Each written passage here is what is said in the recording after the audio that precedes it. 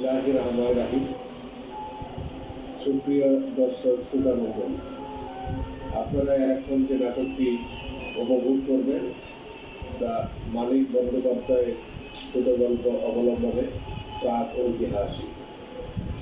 এই ছোট গল্পটি নাট্যরূপ করেছে জামালপুরের এক তরুণ নাট্যকার, অভিনেতা, পরিচালক এম রফিকুল ইসলাম।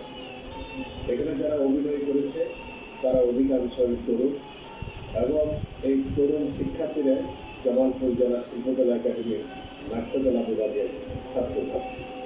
তাদের এই অভিনয়ের দক্ষতা এবং কৌশলতা আপনাদেরকে নিশ্চয় আনন্দ দান করবে। জামালপুরের শিল্প সংস্কৃতির একটি ইতিহাস রয়েছে, ঐতিহ্য রয়েছে। ব্রহ্মপুত্র বিভূত হযরত শাহজালালের পূর্ণভূমি। এখানে এই পরিবারিতে শুধু শস্য জন্মায় না, এখানে অনেক শিল্প সংস্কৃতির ক্ষেত্রে ব্যক্তিত্বেরও জন্মগ্রহণ করেছে এই জেলা, যারা জাতীয় তথা আন্তর্জাতিকভাবে খ্যাতি লাভ করেছে। সেই ধারাবাহিকতা এখন এই প্রজন্মে আমাদের তরুণরাও পিছিয়ে নেই। তারা যেমনিভাবে নাটকে, সঙ্গীতে, চিত্রকলা এবং শিল্পকলার প্রতিটি মাধ্যমে তারা দেশ এবং জাতীয়ভাবে বিভিন্ন প্রতিযোগিতায় অংশগ্রহণ করে সফলতা লাভ করেছে।